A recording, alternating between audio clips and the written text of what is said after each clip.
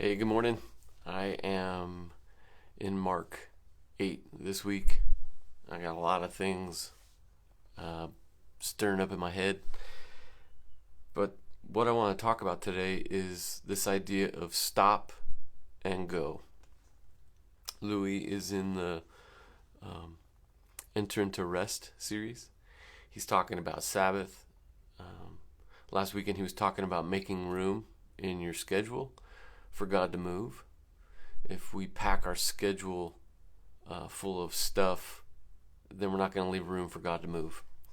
And how we need to kind of pull back and make some room for God to move.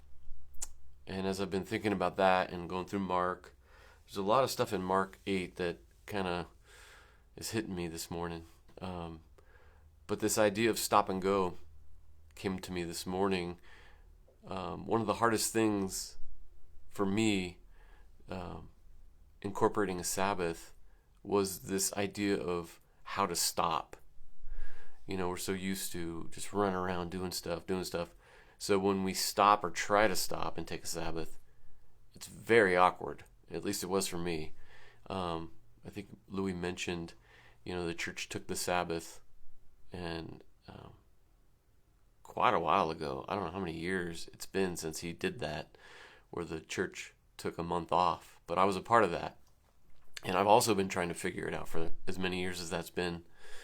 And the hardest thing is what do you do when you stop? And so wrestling through that was really important for me.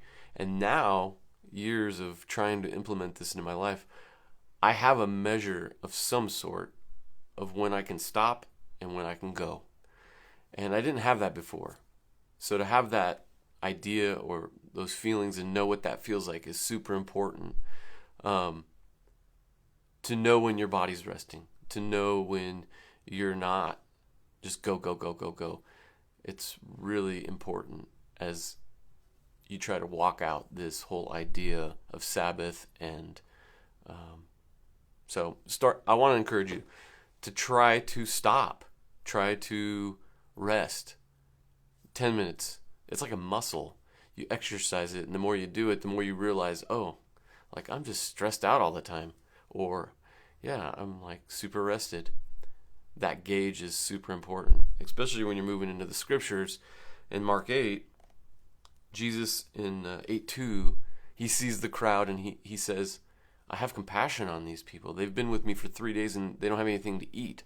He notices the people. He has the room and capacity to notice other people and their needs. And then further on in 8, he warns the disciples in 15. He says, beware of the yeast of the Pharisees and of Herod. The sin of Herod and the Pharisees. What is their sin? In this passage, what I'm getting is they're only concerned about themselves all the time. They don't have the ability in the room to be concerned with other people because they're just consumed with themselves. Where Jesus shows compassion and has the ability to have compassion for other people because he has the room for it. He knows how to get away and rest in the Lord. It says he would go and spend time with the Father, and then he would come back and he would serve the people.